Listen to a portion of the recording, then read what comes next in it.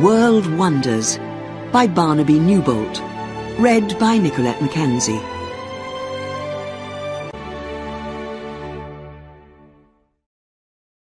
Chapter 1. A World of Wonders. Which is the tallest building in the world? Which is the oldest building? Which mountain is the highest? Perhaps you know the answers to these questions, or perhaps you do not. But each of these questions has only one answer, and your answer is either right or wrong. But you can ask different questions. Which is the most beautiful building in the world? Which is the best waterfall?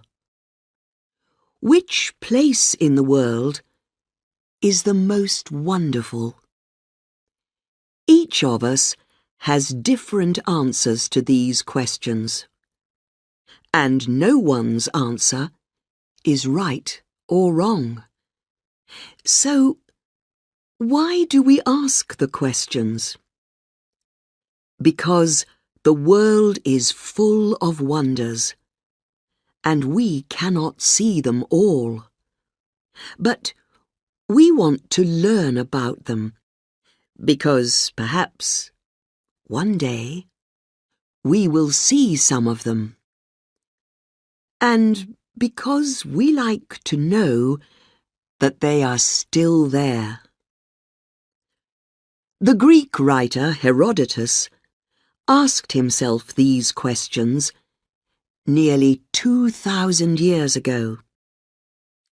He described some of the wonders of the old world.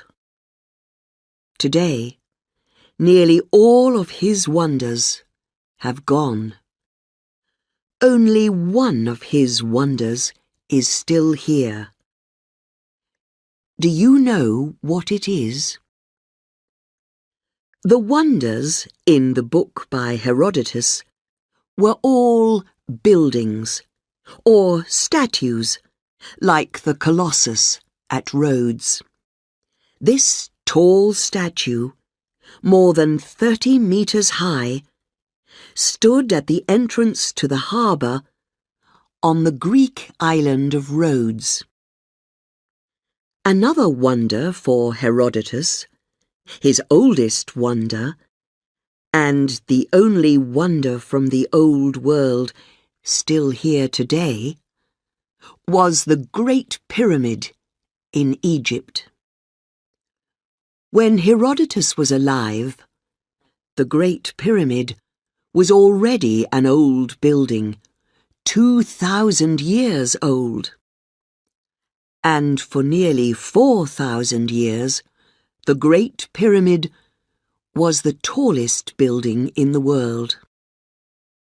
But for us today, wonders are not all buildings. Some of them are natural, like forests, rivers, mountains, or waterfalls. These are the new wonders of the world. Of course, they are not new at all. Our forests, rivers, and mountains are older than any of our buildings. For a long time, for thousands of years, some people did not think that they were wonderful. But then we started to lose them. Now we understand that the world is always changing. Buildings fall down, rivers lose their water, and forests burn. Because of this, it is important for us to learn about the wonders of the world. If we are not careful, we will lose them.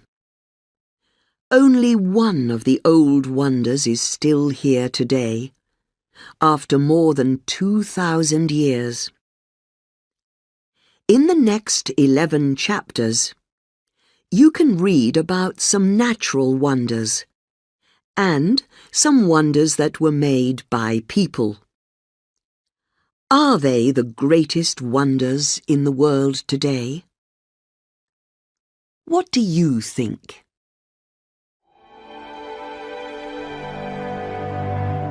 Chapter 2. Petra, City of Pink Stone. You always come to Petra from the east, and you always come on foot, or perhaps on a camel. The road to Petra is too narrow for a car. For the last 2 kilometers, you travel through a mountain, and the road is only 5 meters across. But the walls on both sides of the road are hundreds of meters high. This is the entrance to Petra, and it is called the Seek. When you visit Petra, you walk through the Seek. And when you come to the end of the Seek, you see the most beautiful building in the world. It is called the Khazna, the treasury. It is tall and it is made of pink stone. But you can only see the front of the Khazna. The rest of the building is inside the mountain. People made the building 2,000 years ago, but they did not build it. They cut it into the mountain.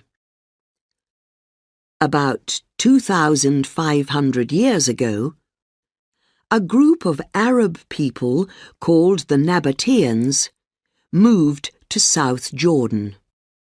They made their capital city at Petra, in the mountains. It was a good place for a city. First, it was a good place for a market.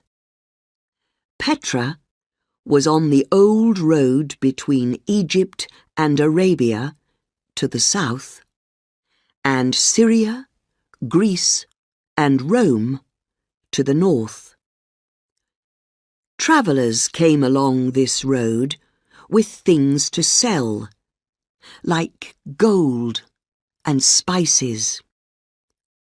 Second, it was a good place to defend. The mountains around Petra were stronger than any walls. And third, there was water. The Nabateans were very good builders. They made dams to hold the water, and long canals to move it around the city. 2,000 years ago, Petra was a rich and important city with strong, beautiful buildings and thousands of people living there. Now, no one lives there, and the city has gone. What happened? The Nabateans began to build Petra in about 400 BC, but then, in the year AD 363, there was a terrible earthquake, which destroyed much of the city. 200 years after that, in AD 551, there was another bad earthquake. People moved away from Petra, and they stopped using the road for business.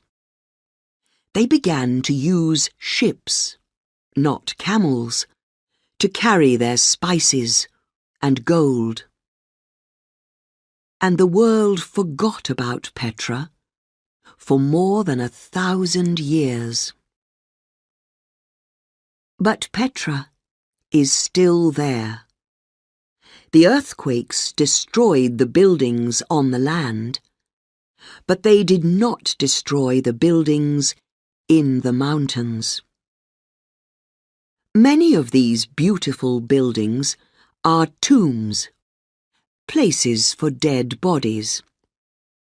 They are empty now, but you can still visit more than 500 of them. At the far end of Petra is a tomb called the monastery, which is 50 meters high.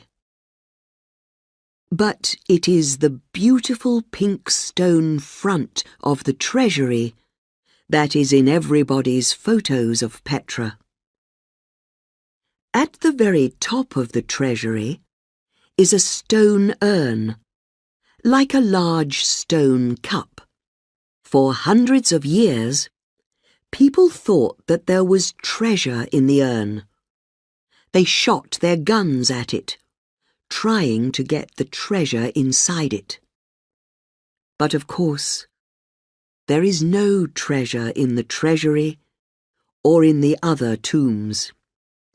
The treasure of Petra is the city itself, the city of pink stone.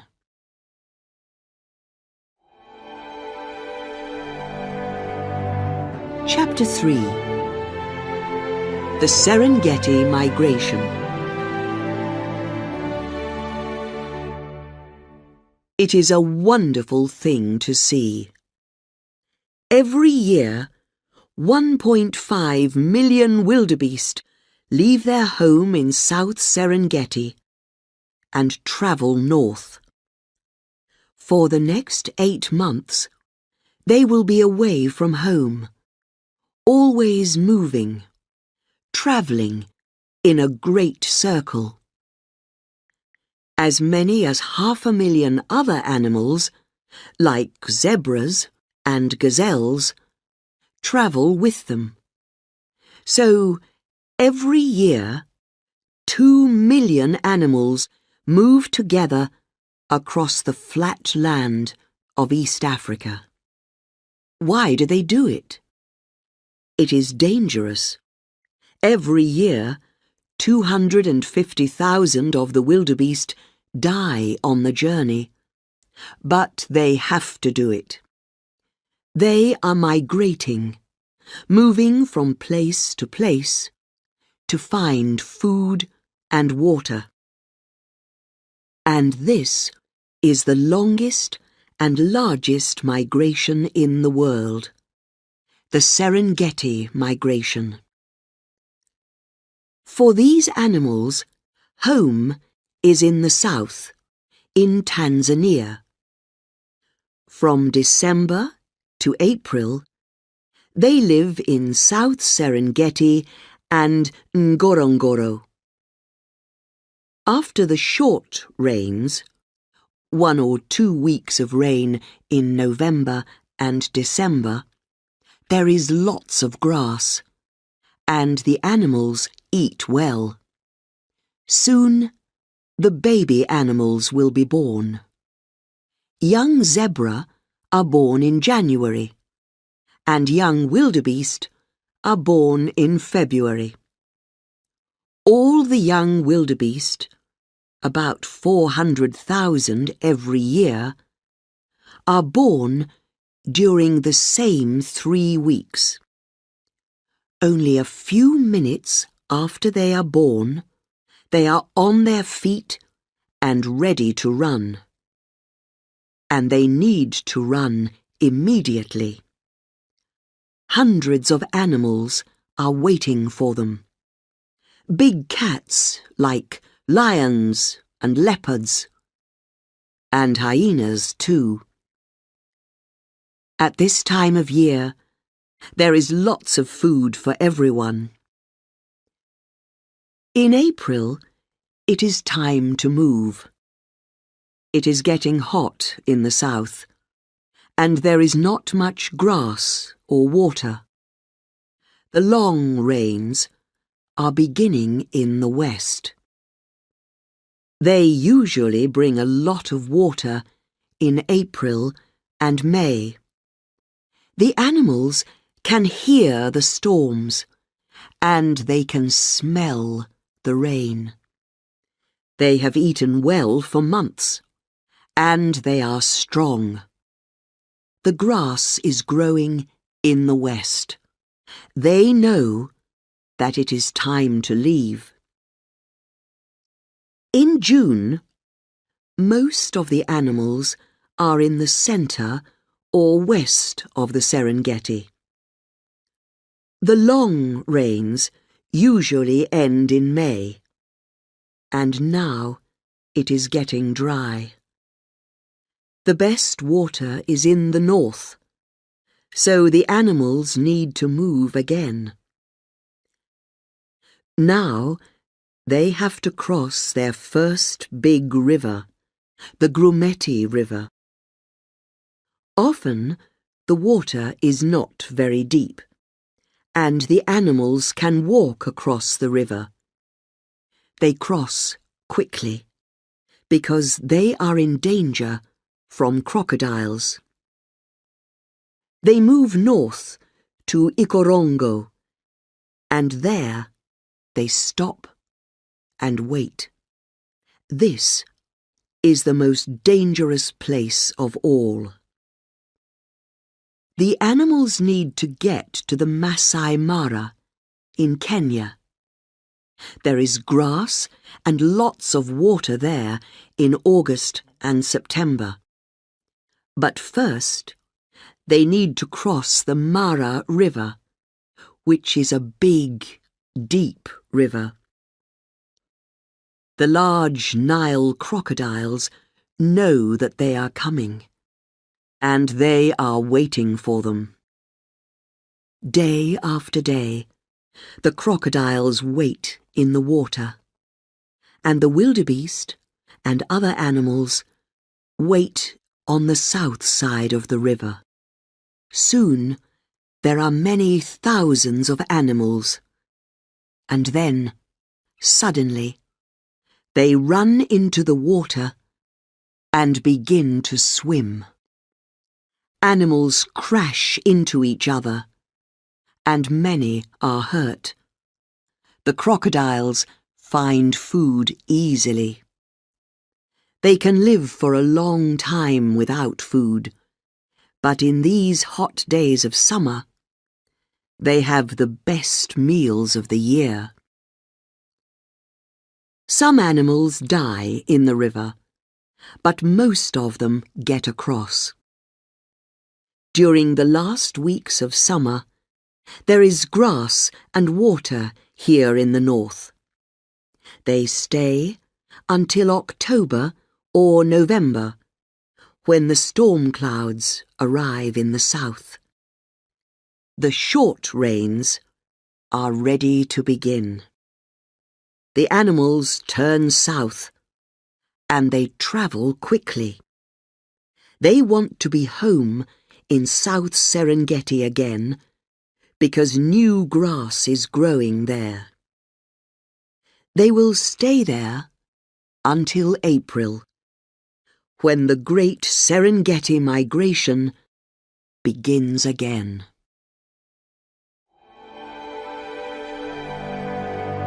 Chapter 4. Angkor Wat.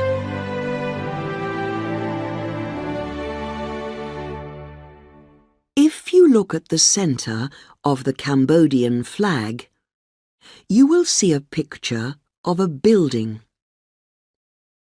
It is the most famous building in Cambodia, and one of the most beautiful buildings in the world.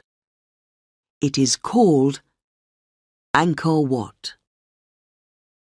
The story of the city of Angkor is like the story of many old cities. A long time ago, Angkor was one of the largest cities in the world, and many people lived there. There were a lot of houses, which were made of wood, and many temples made of stone. But the world changed, and people moved away. The houses fell down, but the temples did not fall down because they were made of stone. But the forest around the city grew quickly. Trees grew up over the temples and hid them. Only one temple, Angkor Wat, could defend itself against the forest. Angkor Wat had canals full of water around it, on all four sides, and the forest could not cross the canals. The forest destroyed many of the temples in Angkor, but it did not destroy Angkor Wat. Angkor Wat was for some time the temple and capital city of one of the old Khmer kings. From AD 802 to 1431, they were kings of the country which was later called Cambodia. We know very little about that time because there are no old Khmer books about it. The only person who described Khmer life was a Chinese traveller, Zhu Daguan, who visited Angkor in AD 1296. He wrote about the different temples and about the Khmer people and life in Angkor. But we still have the temples. We have learned a lot from them because they are full of pictures. The Khmer kings thought that they were gods, not men like other people. And because they were gods, they thought that they could never die. So the kings built large temples with pictures of their gods and of themselves. The first kings built their temples for the Hindu god Shiva. In about AD 1150, Angkor Wat was built by King Suryavarman II for another Hindu god, Vishnu. And the people who built Angkor Wat cut pictures into the stone walls of the temple. There are pictures from Hindu stories, from the Ramayana and the Mahabharata, and there are pictures of King Suryavarman and of his life in Angkor. And there are also pictures from Buddhist stories. After the death of King Suryavarman II, a later king changed Angkor Wat into a Buddhist temple. But, like all the temples in Angkor, it was built as a Hindu mountain temple. Mountain temples were built to look like Mount Meru, the home of the Hindu gods. The 5 towers of Angkor Wat are the 5 mountain tops of Mount Meru. The walls of the temple are the smaller mountains around Mount Meru. The canals around the walls are the seas around the mountains. And, like a real mountain, it is hard to climb to the top of the temple at Angkor Wat. There is a lot to see in Angkor. Angkor Wat is the most famous of the temples, But the favorite temple for many people is a few kilometers away at Ta Prohm. The trees that grew up over the temple at Ta Prohm are still there, just like they were hundreds of years ago. The kings of Angkor were rich and strong, but they have all died, and their temples will all fall down. In the end, nothing is as strong as the forest that grows around Angkor.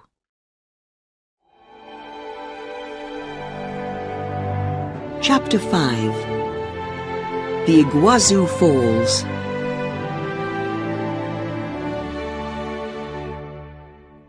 The south of Brazil meets the north of Argentina at the Iguazu River, called Iguaçu in Brazil. At this meeting place, the land in the north is higher than the land in the south. When the river comes to the end of the higher land, it falls off, like water that falls off the side of a table. But this table is 2.7 kilometers long, and the water falls 82 meters down its side. These waterfalls are called the Iguazu Falls. They are not the highest waterfalls in the world, but they are some of the biggest. At dry times of the year, about 500 cubic meters of water comes down the waterfalls every second. But at wet times, from November to March, there is much more water. About 6,000 cubic meters of water every second. The Iguazu Falls are not special just because they are big. They are special because they are wonderful to see. They are not one fall of water. There are 275 different falls along 2.7 kilometers of the river. The largest and most famous of the falls is called the Devil's Throat. The water comes into the Devil's Throat from 3 sides. From the top, it looks like the letter U. The best place to see it is from the Brazilian side of the river.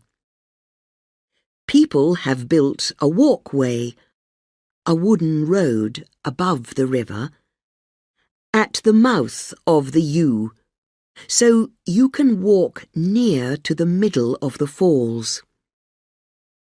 It is often wet on this walkway, and not just from the rain. The falling water makes a wet cloud over the Devil's Throat for much of the year. Visitors can borrow raincoats from the visitor centre. Most of the falls are on the Argentinian side of the river. There are long walkways on this side to many places along the waterfalls. You can take a boat to the island in the middle of the river, San Martin Island, and look up at the falls. Or you can fly over the waterfalls and look down on them.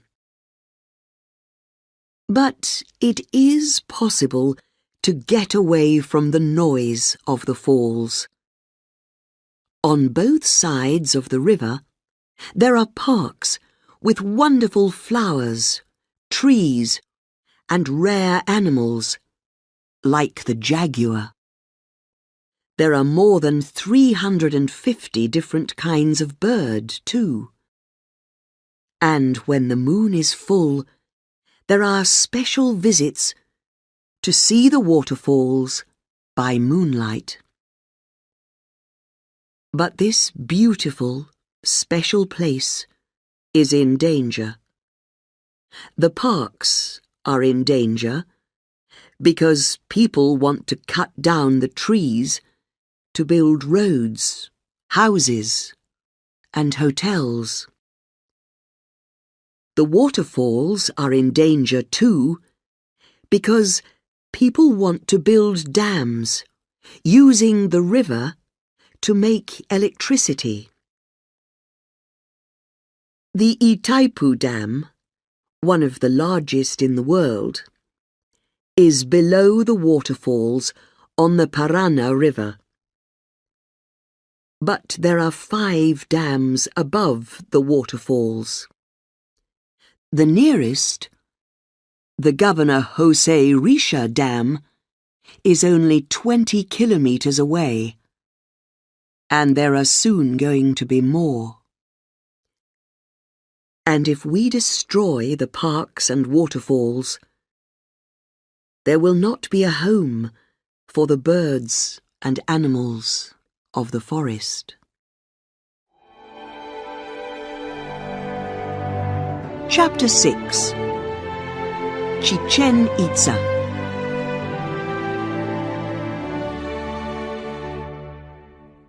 There are good days to visit places, and there are bad days. Usually, this is because of the weather. But for visitors to Chichen Itza, there are 2 days in the year that are the best days to visit. And this is not because of the weather. It is because of the earth and the sun. The city of Chichen Itza was built by the Maya people of Yucatan in Mexico over 1,000 years ago.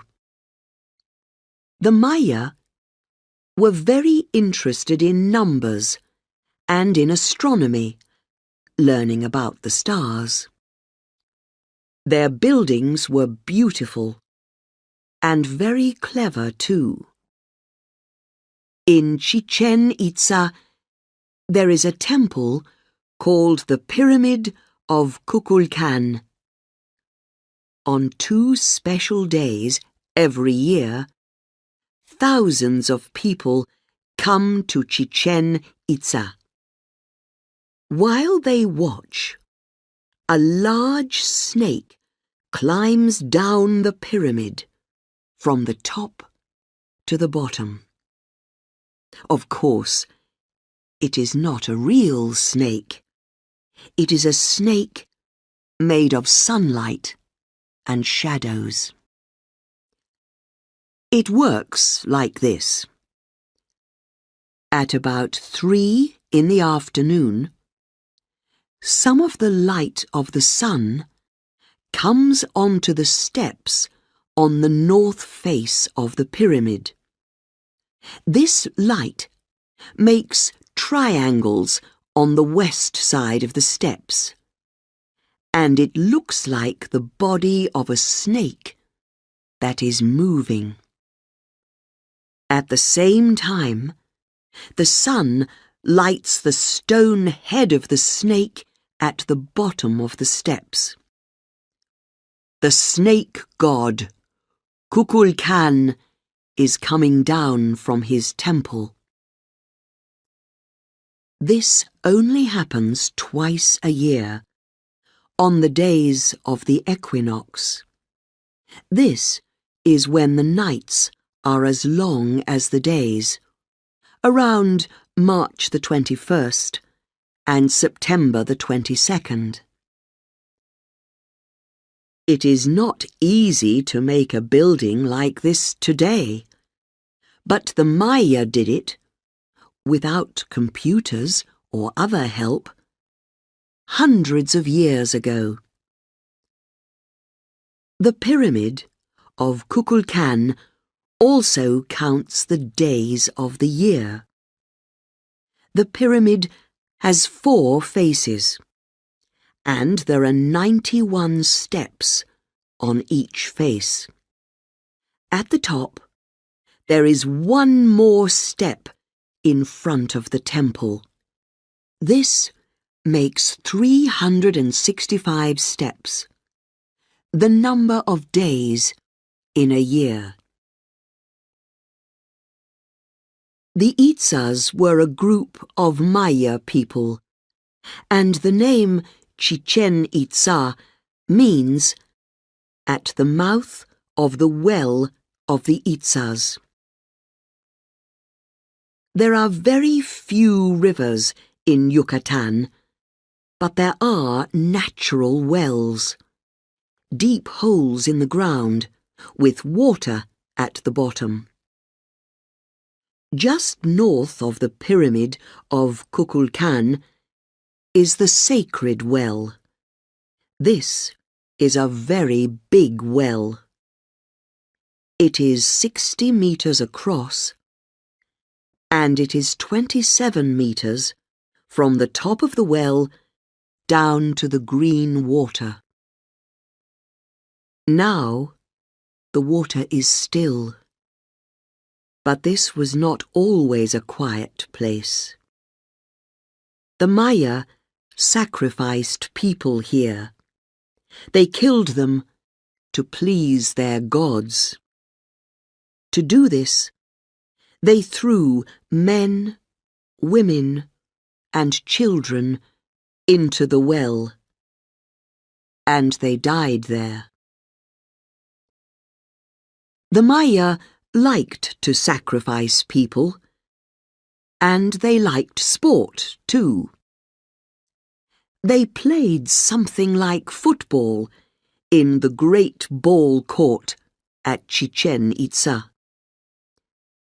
This is 166 meters long and 68 meters across, with long walls on each side that are 12 meters high. At the top of each wall, in the middle, is a stone ring with a hole in it. We think that the players had to hit the ball through the hole, but they could not use their hands or feet. It was important to win. When they finished playing, the winners sacrificed one of the losing players.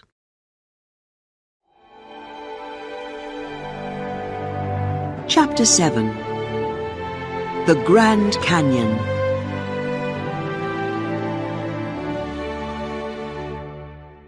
When you visit a mountain, you arrive at the bottom and you look up at the mountain. But when you visit a canyon, you can often arrive at the top and look down into the earth. And when you look down into the Grand Canyon, you look down a long way.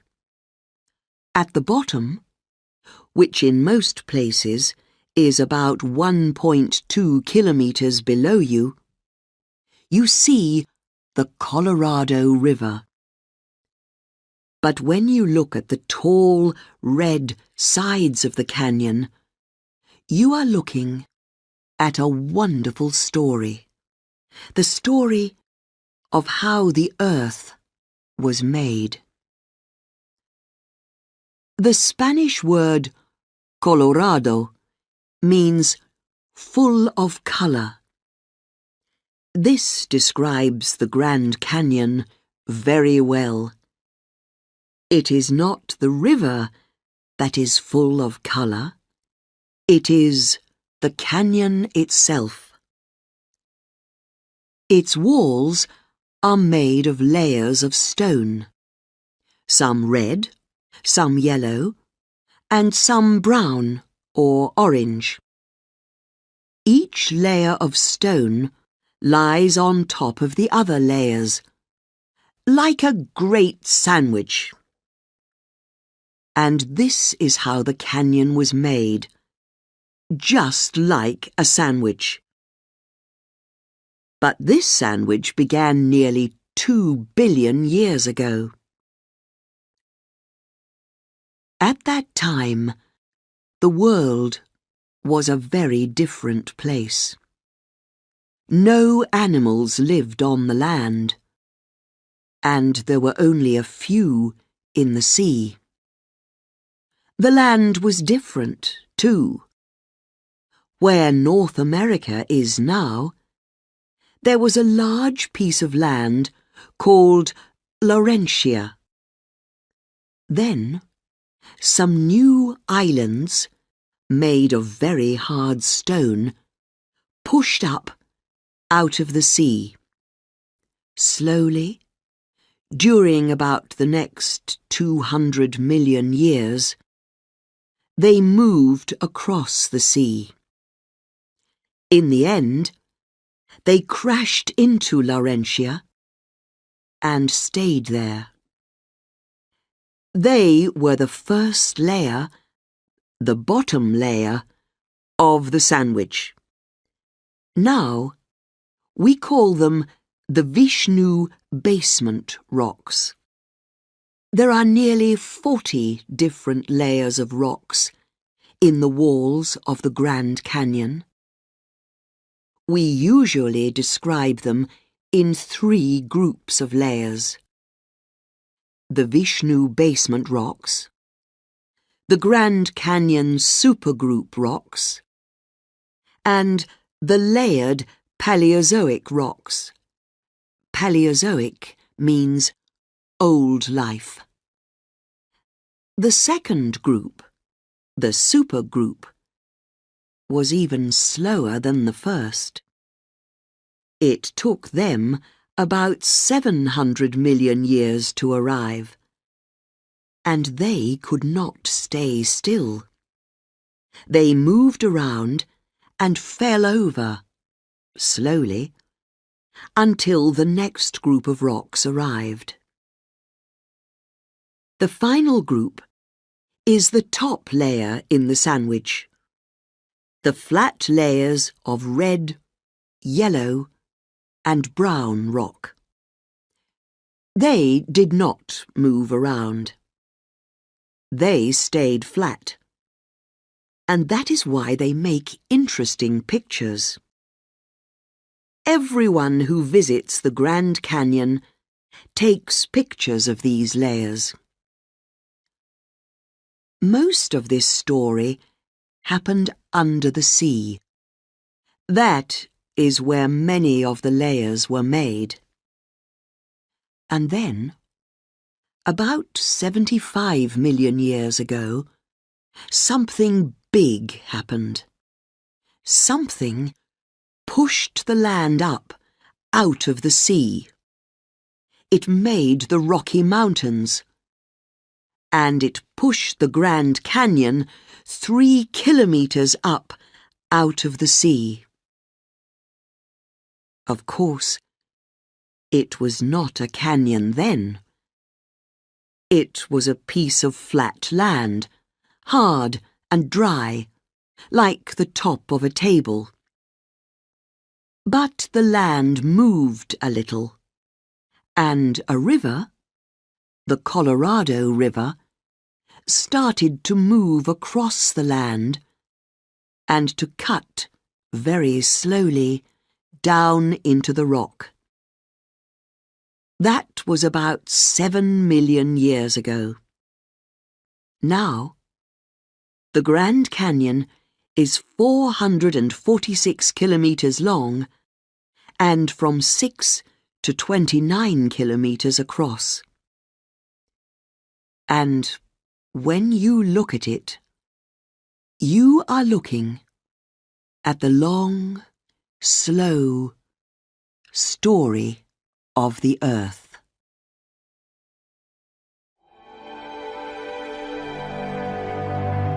Chapter 8. The Alhambra.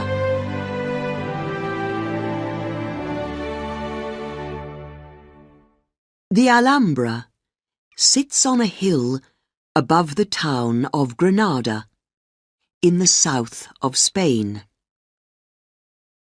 Behind this large red building up on the hill, you can see snow on the mountain tops of the Sierra Nevada.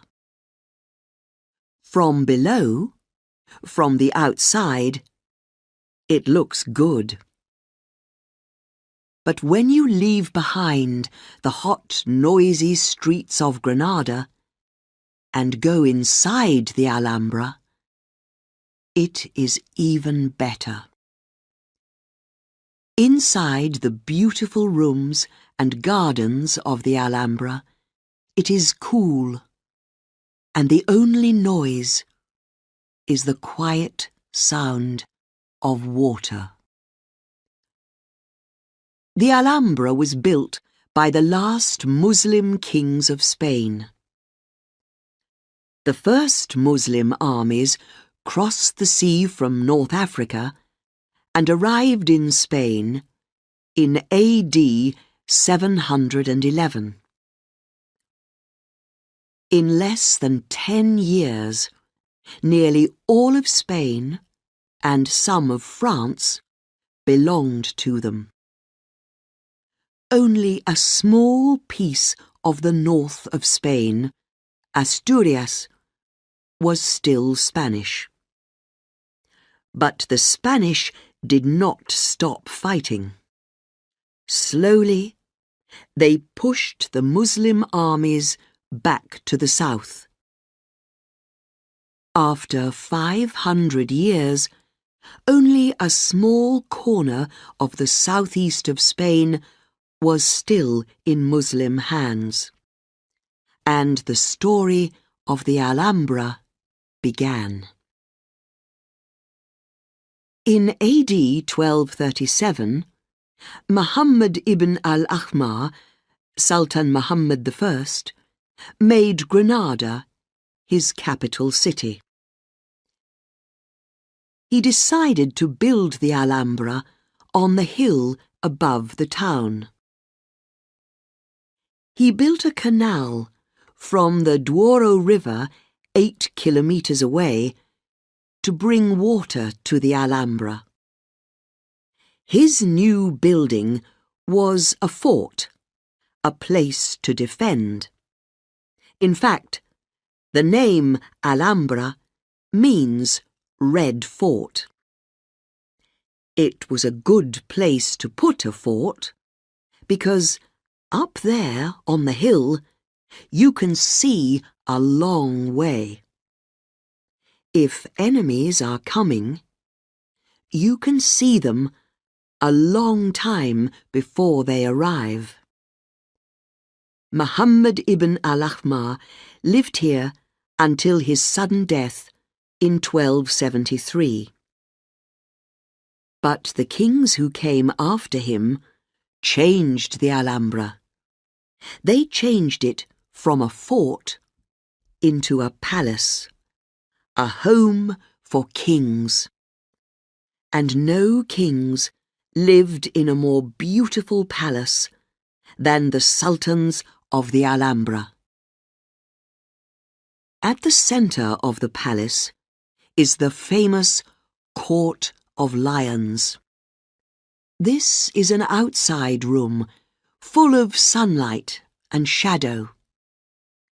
At the center of the court, in the sunlight, is a fountain with stone lions around it. Long, narrow canals take water across the floor to and from the fountain. Around the sides of the court are more than 100 thin columns of stone. You can walk in the shadow of the columns and listen to the water that falls from the fountain. And you can think of the words that are on the fountain, words of the writer Ibn Zamrak. Water and white stone look the same, and we cannot know which of them is moving. The rooms and gardens of the Alhambra are places to sit and look and think. In the hall of the Abencerrajes, when you look up, you see a great white star with 8 arms. Light comes through the windows under the star. You think that the star is flying in the sky, not resting on the 4 walls of the room below it. The sultans of the Alhambra stayed in Granada for less than 200 years. They left in AD 1492. But their palace on the hill is still there, one of the greatest examples of Muslim building, one of the greatest treasures of Spain, and one of the wonders of the world.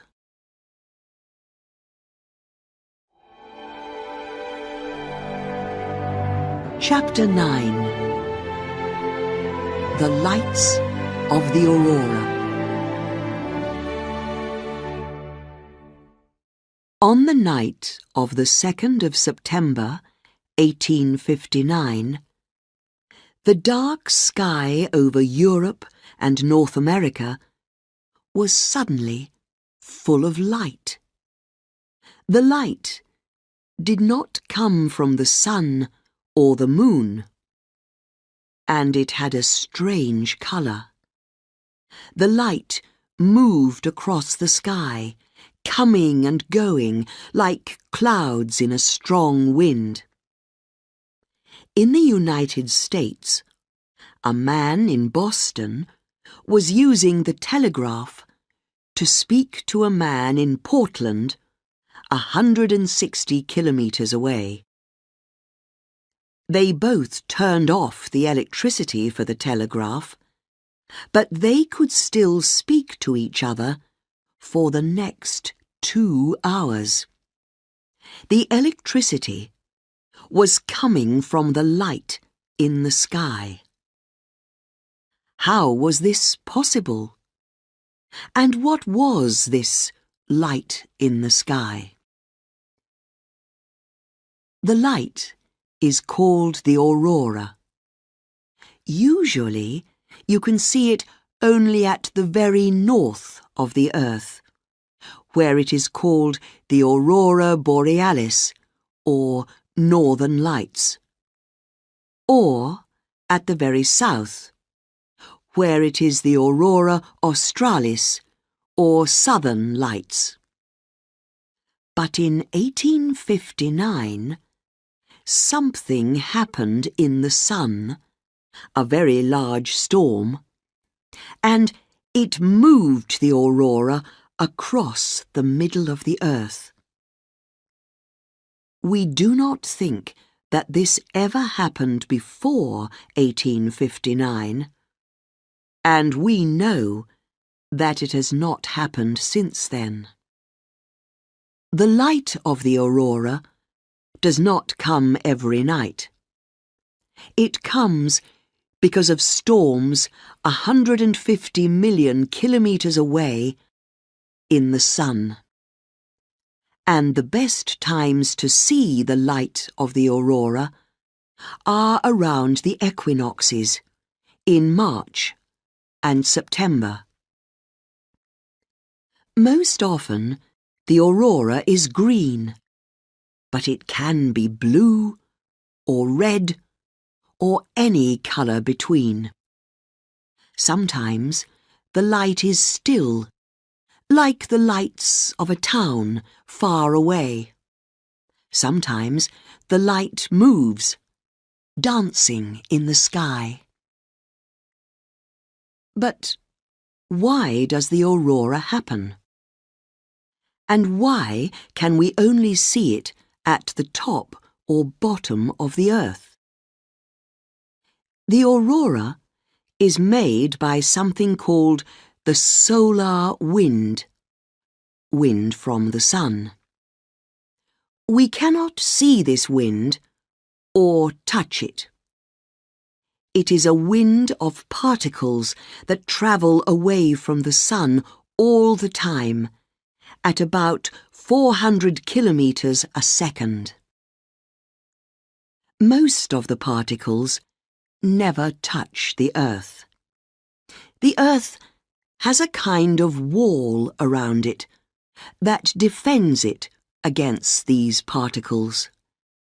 This wall is called the Earth's magnetic field, and it pushes the particles away on either side. It is like water going to each side of a large stone in a river.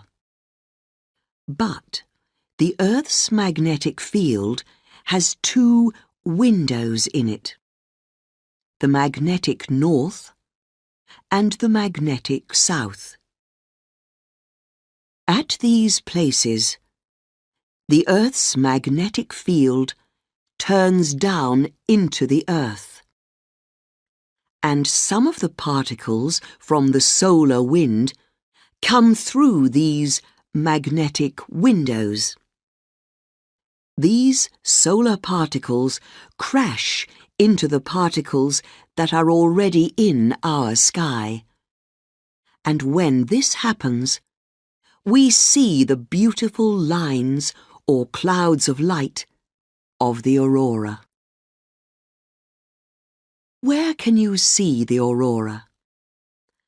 Alaska is a good place to see the aurora borealis, and you can also go to places like Iceland, Siberia, the north of Greenland, Norway, Sweden, and Scotland.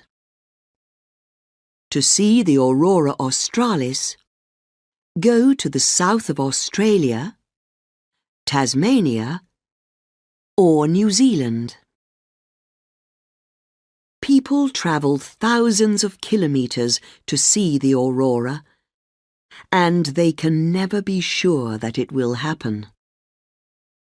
But people who do see it say that they will never forget it. So, if you are ready to wait in the cold, and if you are lucky, perhaps you too will see the aurora when it dances across the sky.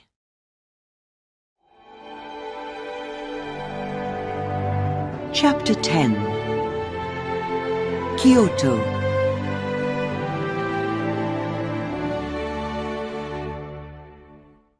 The name Kyoto means capital city, and for more than 1,000 years, from 794 until 1868, Kyoto was the capital city of Japan. For many people, it is still the most important city in the country. But Kyoto is two cities, a new one and an old one, in one place. The new Kyoto is a busy, noisy, modern city, just like so many cities around the world. The old Kyoto is a quiet place, with its gardens and its temples made of wood. And the old city is still alive. In Kyoto, the old and the new live together, hand in hand. If you want to visit Saihoji, one of the old Buddhist temples, you must do more than just pay money. You must sit quietly for some time, then say or write Buddhist prayers before you can go in. This temple has a moss garden, which was made by the famous Japanese gardener Musō Soseki in 1339. The garden is cool, green, and beautiful. In old Kyoto, natural things are as important as things made by people.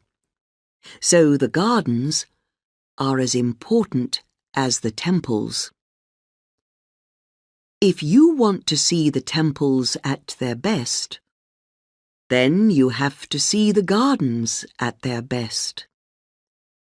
And the two best times to see the gardens are in the spring and in the autumn. In the spring, during April, the cherry trees come into flower. This is the best time to visit Kiyomizu-dera. This wooden temple was built on the side of a hill, and it was made without any nails. The front of the temple has tall wooden columns.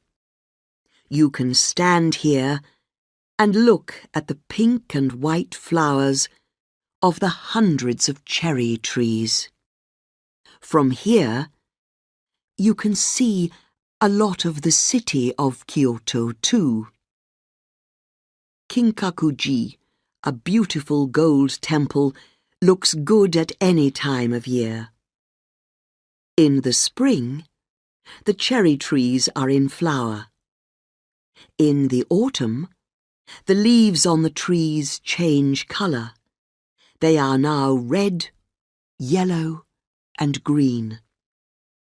And in the winter, everything is white when the snow falls. This temple was built by Shogun Yoshimitsu to be his home in 1397, but his son changed it into a temple. Fire has destroyed the temple 3 times. The last time in 1950. But each time the temple is built again, and the place is as beautiful as ever. The most famous garden in old Kyoto has got no flowers or trees at all. This dry garden, in the temple of Ryoanji, is made only of stones. But it is a very important place to Buddhists. The garden is 30 meters long and 10 meters across, and it has a little wall around it. In the garden, there are 15 large stones with moss around them in a bed of small white stones. Every day, the gardener of the temple makes lines in the small white stones, circles around the large stones, and lines between them. The large stones are in 5 groups, and it is only possible to see 14 stones at the same time. One stone is always hiding behind the others. It is possible to see the last stone, say the Buddhists, but only after you have sat still for a very long time.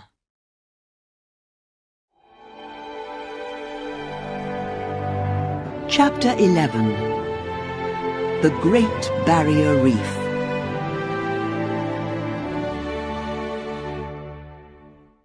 The largest living thing in the world. That is how many people describe the Great Barrier Reef. And they are right, because this living thing is more than 2,500 kilometers long, and it is alive. The reef is growing all the time because of very small sea animals called corals. Corals are unusual animals because they make the island that is their home. This island is not made of stone.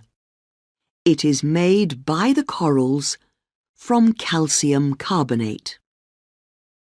Millions of corals together make an island under the water, which is called a coral reef. And the Great Barrier Reef is a long line of about 3,000 coral reefs and 900 islands near the northeast of Australia. It is home to thousands of kinds of fish and other sea animals. Coral reefs are good places to live. There are lots of holes, which are good places for fish to hide, and which are easy to defend.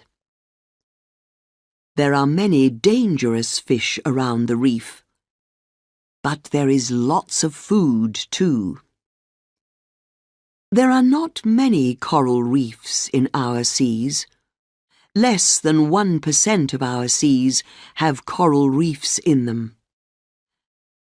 But our coral reefs are home to 25% of all things that live in the sea. And the important thing is this: coral reefs are beautiful places. Corals need seawater, but they also need sunlight. Because of this, corals do not usually live in deep, dark water. They prefer water that is less than 150 meters deep. So, the water around a coral reef is warm and full of light and life. Millions of visitors come to the Great Barrier Reef every year to see the beautiful reefs and sea animals. Some of the sea animals on the Great Barrier Reef are very rare. One of these is the sea cow, also called the dugong. Just like cows that live on the land, the sea cow eats grass, but it is a kind of sea grass that grows under the water. It is called a cow, but there is another land animal that is more like it. Just look at its nose. Yes, it is the elephant. There are 7 kinds of sea turtle in the world, and 6 of them live on the Great Barrier Reef. The turtle is one of our oldest animals. We know that the first turtles lived more than 200 million years ago. Turtles can live for as much as 80 years. They need to live for a long time. Some mother turtles do not begin to have their babies until they are 20 or even 30 years old. The Great Barrier Reef is one of the great natural wonders of the world. But, like other coral reefs, it is in danger. One of the dangers is natural. It is an animal called the crown of thorns starfish, which eats corals. Is this a big danger? 50 years ago, we thought it was. But today, we are not sure.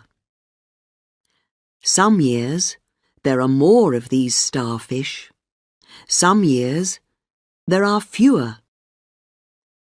But there are also two dangers that come from people. First, the sea is getting dirtier. And second, it is getting warmer. Both of these things kill coral reefs. And both of these dangers are getting worse. Will people destroy the largest living thing in the world?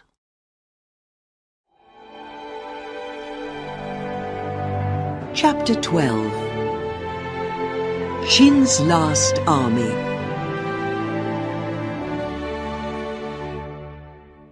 In 1974, some workers were making a well in the ground near Xian in China. They were looking for water when they hit something hard in the ground.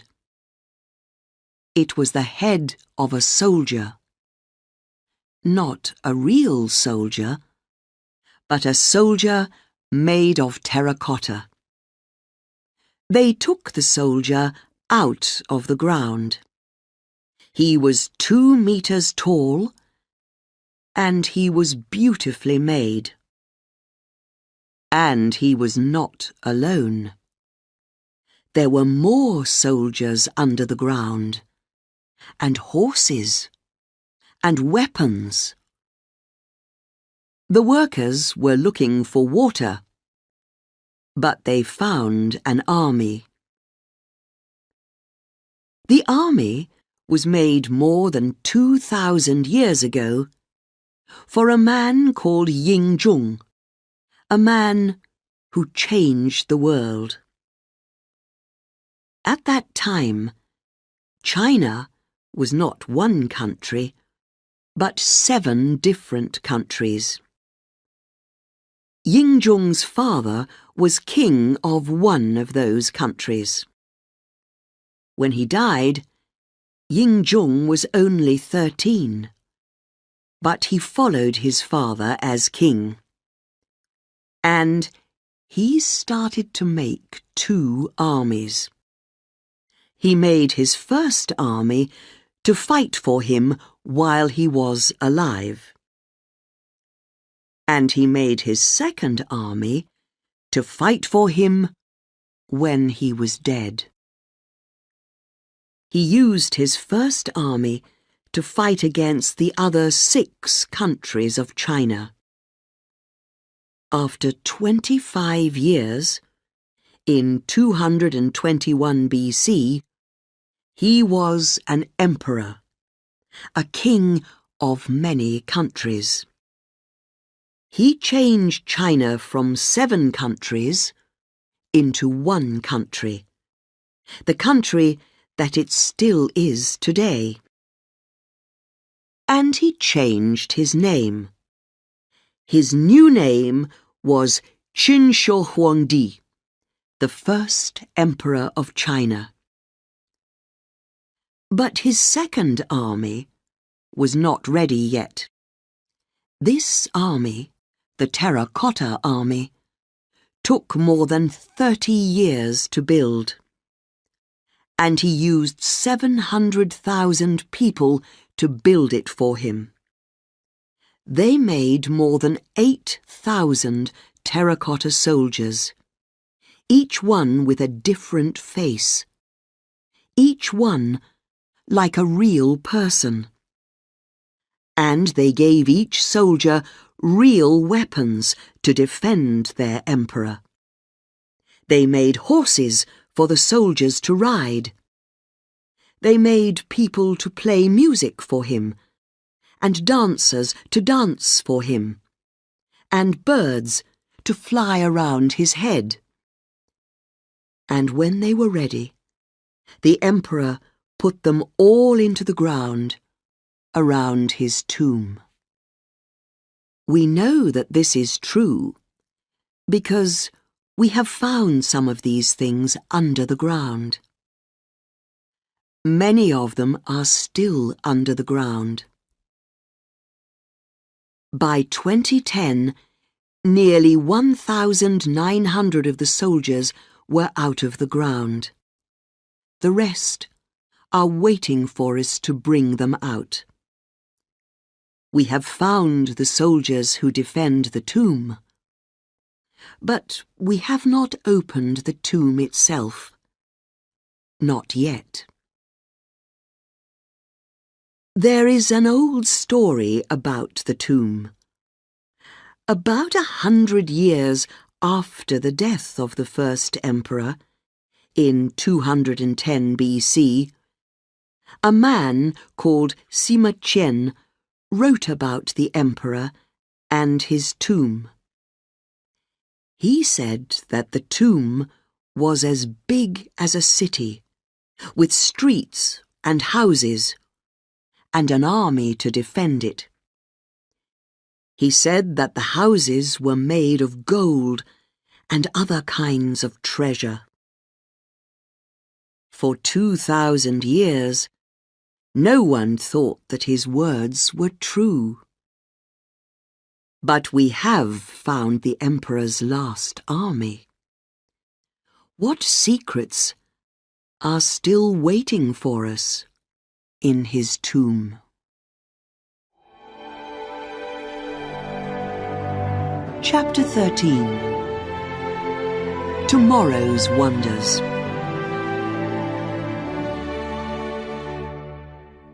Now you have read about 11 of the world's wonders, some from millions of years ago, and some from only a few hundred years ago. Of course, there are hundreds of others, and everyone has their favourites. 100 years from now, what will the favourites be? The Millau Bridge, more than 300 metres high, in the south of France? The Palm Islands of Dubai? The statues of Easter Island? The Channel Tunnel, which goes under the sea between England and France? The Three Gorges Dam in China? Or something newer still?